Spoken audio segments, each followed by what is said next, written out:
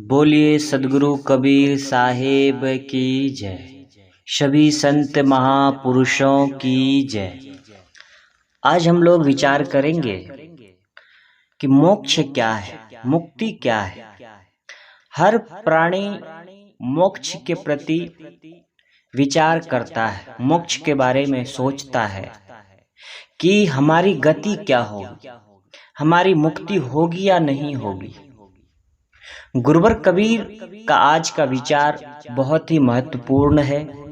गुरुवर कबीर रामायणी नंबर 34 में कहते हैं कि मोक्ष क्या है। कहते हैं, पढ़ी पढ़ी पंडित करु चतुराई, निज मुक्ति मोहि कहो समुझाई। कहाँ बसे पुरुष कौन सा गाऊं, सो पंडित मोहि सुनावऊ नाऊं। चारि वेद ब्रह्म निज ठाना, मुक्ति का मर्म उन्हों नहीं जाना। दान पुण्य उन बहुत बखाना, अपने मरण की खबर न जाना। एक राम एक नाम है अगम गंभीरा, तहवा अस्थिर दास कबीरा। चीटी जहां न चढ़ सके, राई न ठहराए।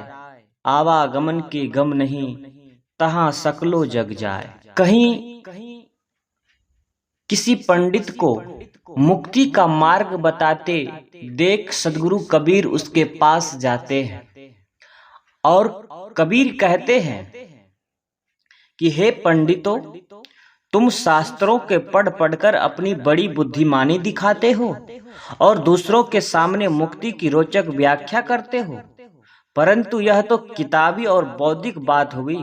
तुम मुझे यह समझाओ कि तुम्हारा अपनी मुक्ति का क्या अनुभव है। तुम अपने मुक्ति के बारे में कुछ जानते हो? तुम्हारा मुक्ति कब, कैसे, कहां होगा? जिस ईश्वर या ब्रह्म से मिलकर तुम मुक्ति मानते हो, वह पुरुष कहां निवास करता है? उसका लोक या धाम कहां है? वह कहां विराजमान है? वह कहां बैठता है? उसका कहां आसन है? हे पंडित, इसका परिचय दो, इसके बारे में हमें बताओ जरा। जिस मुक्ति के बारे में तुम नाना प्रकार के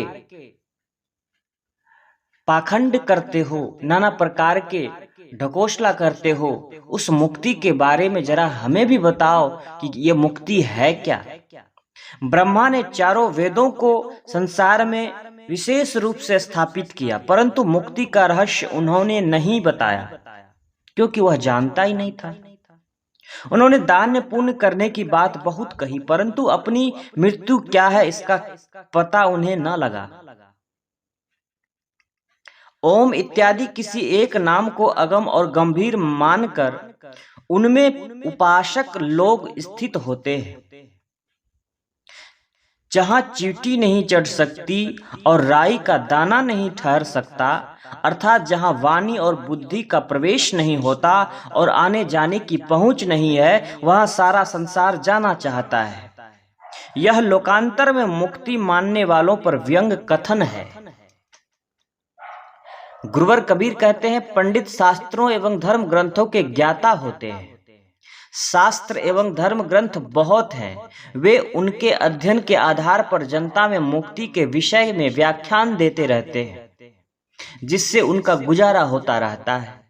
यह पंडित का अभिप्राय कर्मकांडी एवं कथा वार्ता करने वाले पुरोहित पंडितों से है। पंडित शास्त्रों के पढ़ने पढ़ाने में लगे रहते हैं। वे प्राय साधना पर ध्यान नहीं देते। वे शास्त्रों का उदाहरण देकर जनता को मोक्ष विषय समझाते हैं, परंतु स्वयं मोक्ष अनुभव से शून्य होते हैं। पंडित जानता कुछ अन्य है, मानता कुछ अन्य है तथा करता कुछ दूसरा है। पंडित विद्या, बुद्धि एवं शास्त्रों के अध्ययन के बल पर मोक्ष का वर्णन करता है। सद्गुरु कबीर कहते हैं कि शास्त्रों के बल पर बताया गया मोक्ष तो बुद्धि विलास तथा वाक्य चातुरी मात्र है। हे पंडित, तुम अपना अनुभव बताओ। तुम्हें मोक्ष का अपना अनुभव क्या है? तुम मोक्ष के बारे में जानते क्या हो? वास्तविकता क्या है? दूसरों की गाय गिनने वाला दूध चखने का अनुभव क्या कर सकता है? बातों या चित्रों के दीपक से प्रकाश कैसे होगा? अतएव शास्त्रों के बल पर मुक्ति का व्याख्यान पर्याप्त नहीं है, किंतु विषयों को त्याग कर और वासनाहीन होकर स्वयं मुक्ति का अनुभव करना चाहिए। पंडित लोग धर्म ग्रंथों, महाकाव्यों एवं पुराणों के आधार पर श्रोताओं को यह बताते हैं कि अंतरिक्ष में भगवान के विविध लोक एवं धाम हैं। भगवान की उपासना करते करते शरीर छोड़ने पर उपासना के अनुसार जीव उन लोकों में जाता है, जैसे शिव उपासक शिवलोक में, राम उपासक संकेत धाम में, कृष्ण उपासक गोकुल में। इस प्रकार भगवान के धाम में पहुंचकर उपासक मोक्ष का अनुभव करता है। ऐसी ऐसी अनगढ़ बातों को बता करके समाज में जनता को भ्रमित कर रखा है, और भ्रमित करने वाले जगह जगह पैदा होते चले जा रहे हैं। पंडितों द्वारा कही गई उक्त सारी कहानियां मनोरंजक मात्र एवं उनकी वल लीला है। इन कथनों को आड़े हाथों लेते हुए सद्गुरु उनसे पूछते हैं कि हे पंडित, बताओ वह भगवान एवं ब्रह्म पुरुष कहाँ निवास करता है? उसका गांव कहाँ है? उसका शहर कहाँ है? यदि वह किसी गांव में लोक एवं धाम में निवास करने वाला है तो देहधारी व्यक्ति है। व्यक्ति होने से उसने जन्म लिया होगा और आखिर में वह मरेगा भी, क्योंकि जो जन्म लेता है वो मरता है। इस सत्य को कोई झुठला नहीं सकता। फिर ऐसे ईश्वर से तुम्हें पूर्णता कैसे मिलेगी? किसी देश और काल में जाकर तथा किसी दूसरे ईश्वर ब्रह्म से मिलकर मोक्ष मानने की बात मोक्ष तत्व से पूर्ण अभिज्ञता का फल है। गुरुवर कबीर कहते हैं, चारि वेद ब्रह्मे निज ठाना, मुक्ति का मर्म उन्होंने ही जाना। ब्रह्मा ने समाज में चारों वेदों की स्थापना की और उसका खूब प्रचार किया, परंतु मुक्ति का रहस्य वे भी नहीं जान सके। वेदों को रचने वाला एक व्यक्ति ब्रह्मा नहीं है। वेदों की हर रचना पर ऋषि देवता और छंदों के नाम हैं, अर्थात किस देवता की प्रार्थना में किस ऋषि ने किन छंदों की रचना की है, इसका विवरण है। सैकड़ों या कहना चाहिए हजारों वर्षों के कर्म में पीढ़ी दर पीढ़ी के पिता पितामह परम पिता एवं पुत्र पौत्र पर पौत्र द्वारा प्रणीत हुई है। गुरुओं ने या पिताओं ने रचकर शिष्यों एवं पुत्रों को सुनाया। लोग कंठस्थ करते हैं और गाते रहते हैं। जब उनकी परंपरा में लिखने का ज्ञान हुआ, तब चाम, कपड़े, काठ, वृक्ष के छाल आदि पर लिखने लगे और वे समय समय से वनवासी झोपड़ियों में आग लगने पर उनकी भेंट चढ़ती रही। चबे खुचे अंग कभी ऋषियों पंडितों की सभा में संपादित हुए और वेद नाम से प्रचलित हुए। जाता है ब्रह्मा चारों वेदों के प्रचारक तथा वेद व्यास उसके अंतिम संपादक हुए।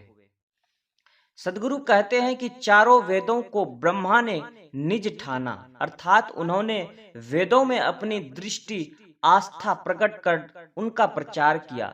चारों वेदों का प्रचारक होने के रूपक में उनके चार हाथ बना दिए और चारों हाथों में चारों वेद पकड़ा दिए गए और चार मुख बना दिए गए, जिससे वे उनसे उनकी व्याख्या कर सके। जैसे दुर्गा नाम की कोई वीर महिला पहले रही हो और वह तलवार, धनुष, बाण, भाला, परसा, पास आदि कई अस्त्र शस्त्र से लड़ना जानती रही हो, तो रूपक में उनके चित्र में बहुत हाथ लगाकर उन सारे अस्त्र शस्त्रों को एक ही बार में पकड़ा दिया गया। कबीर साहब कहते हैं कि ब्रह्मा वेदों के प्रचारक भले हुए हों, किंतु मोक्ष का रहस्य उन्हें भी ज्ञात नहीं था। इस कथन की परख आप वेदों की पढ़कर ही कर सकते हैं। वेदों में कर्म कांडों का जाल बुना हुआ है। अनेक प्राकृतिक शक्तियों को देवी देवता मानकर उनको खुश करने की लिए अधिकतम रचनाएं एवं सूक्त बने हैं। वेदों के ऋषि बारंबार उन कल्पित देवताओं से पुत्र, धन, निरोग्यता, अनिष्टकों एवं शत्रुओं से रक्षा, दीर्घायु आदि मांगते हैं।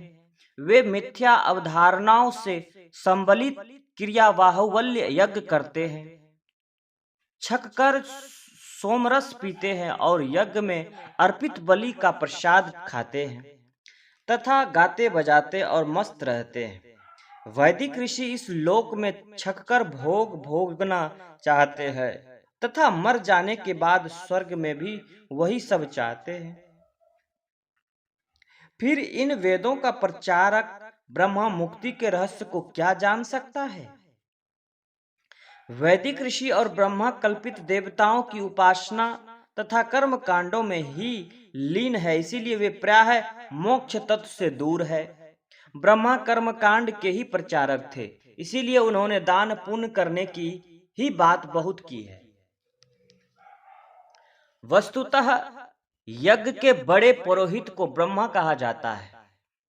इसीलिए मुंडक उपनिषद का ऋषि कहता है कि चारों वेद तथा छंदो वेदांग सांसारिक विद्याएं हैं और जिससे अविनाशी का बोध होता है वह इससे परे है। गुरुवर कहते हैं, अपने मरण की खबरी न जाना, यह बड़ा महत्वपूर्ण वचन है। अपने अविनाशी स्वरूप का बोध न होना और विषयों में ही उलझे रहना, यही अपनी आध्यात्मिक मौत है। कर्मकांडी लोग विषय लोलुप होते हैं, उनकी सदैव देह बुद्धि बनी रहती है, उन्हें अपनी आध्यात्मिक मौत का बोध नहीं होता है। गुरुवर कबीर कहते हैं, एक नाम है अगम गंभीरा, तहवा अस्थिर दास कबीरा। कर्मकांडियों ने ओम को ही एक अगम गंभीर नाम माना है। प्रसंग वही होने से यहाँ ओम ही लिया जाना चाहिए, ज्यादा ठीक लगता है। वैसे भिन्न भिन्न उपासक अपने मतों द्वारा कल्पित नामों को ही सर्वोपरि एवं अगम गंभीर मानते हैं। हर उपासक अपने कल्पित नाम में दृढ़ रखते हैं, उसे जपने आदि में कल्याण मानता है। नाम में स्थिर होने का अर्थ है किसी नाम विशेष में मन लगाना।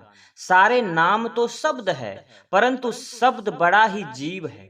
सारे शब्दों एवं नामों की रचना करने वाला जीव ही श्रेष्ठ है। जहाँ यह बात दूसरी है कि अपने चंचल मन को थोड़ा संयम करने के लिए किसी निर्धारित नाम को कुछ समय जपना लाभदायक हो सकता है, परंतु मोक्ष नहीं। परंतु कोई भी नाम या शब्द जीव की स्थिति का निधान नहीं हो सकता। जीव की स्थिति का निधान जीव ही है। जीव की उपस्थिति स्वरूप स्थिति ही उसकी वास्तविकता है। जीव पाव निज सहज स्वरूपा। यह गोस्वामी जी का वचन परम आदरणीय है। इस रामायणी की प्रथम 4 चौपाइयां कर्मकांडी पंडितों से संबंध रखती है तथा 5वीं चौपाई नाम उपासकों पर व्यंग में कही गई है। कहते हैं, चींटी जहां न चढ़ सके राई न ठहराए, आवागमन की गम नहीं तहां सकलो जग जाए। चींटी प्राय कहीं भी चढ़ सकती है और राई का दाना पतले आधार बिंदु पर भी ठहर जाता है, परंतु जहां चींटी भी न चढ़ सके और राई का दाना भी न टिक सके, वह बड़ा सूक्ष्म पदार्थ होता है। चींटी वाणी का प्रतीक है तथा राई का दाना बुद्धि का। मोक्ष न वाणी का विषय है और न बुद्धि का। पंडित लोग वाणी और बुद्धि के ही जोर से मोक्ष की व्याख्या करना चाहते हैं। यह उनका कितना भोलापन है। मोक्ष में आवागमन की भी गम नहीं है, अर्थात वहां आने और जाने का भी मार्ग नहीं है। आश्चर्य है तहां सकलो जग जाए। गुरुवर कबीर कहते हैं, तहां सकलो जग जाए, वहां सारा संसार जाना चाहता है। पंडित जन बताते हैं कि जीव मुक्त होकर अमुक लोक में जाता है। सदगुरु कहते हैं कि यह आना जाना सांसारिक कार्य है, मोक्ष में आना जाना नहीं होता। इस प्रकार सदगुरु बताते हैं कि मोक्ष केवल वाणी और बुद्धि के जोर से व्याख्या करने की वस्तु नहीं है, वह रहनी की बात है, गहनी की बात है। वाणी और बुद्धि से हम रसगुल्ला का केवल वर्णन कर सकते हैं, इससे न हमारी जीभ में मिठास लगेगी और न सुनने वाले जीभ में। किसी को भी रसगुल्ला की मिठास तभी अनुभव में आएगी जब वह उसे खाएगा।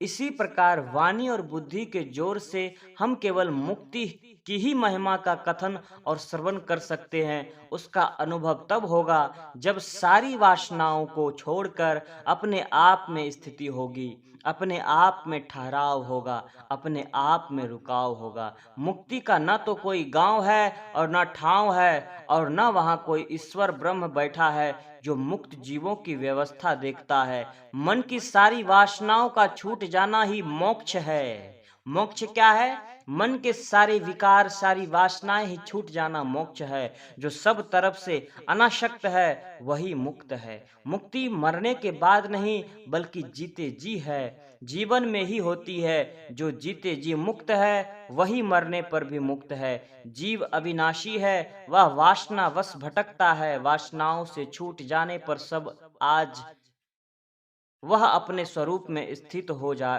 गया, तो शरीर छूट जाने पर भी अपने स्वरूप में स्थित रह जाएगा। और बाहरी सभी पाखंडों को छोड़ना, सभी पाखंडों से दूर होना ही मुक्त है। और पारख ज्ञान को आत्मसात करना ही ज्ञान है, विवेक है, सत्संग है। इन विचारों को सुनकर आपको कैसा लगा कमेंट बॉक्स में जरूर बताएंगे। और आप सभी से निवेदन है कि अभी तक आपने चैनल को सब्सक्राइब नहीं किया है तो प्लीज आप लोग चैनल को सब्सक्राइब कर लें और सदगुरु कबीर साहब के विचारों को जनमानस तक पहुंचाते रहें। बहुत बहुत धन्यवाद आप लोगों का। बोलिए सदगुरु कबीर साहेब की जय।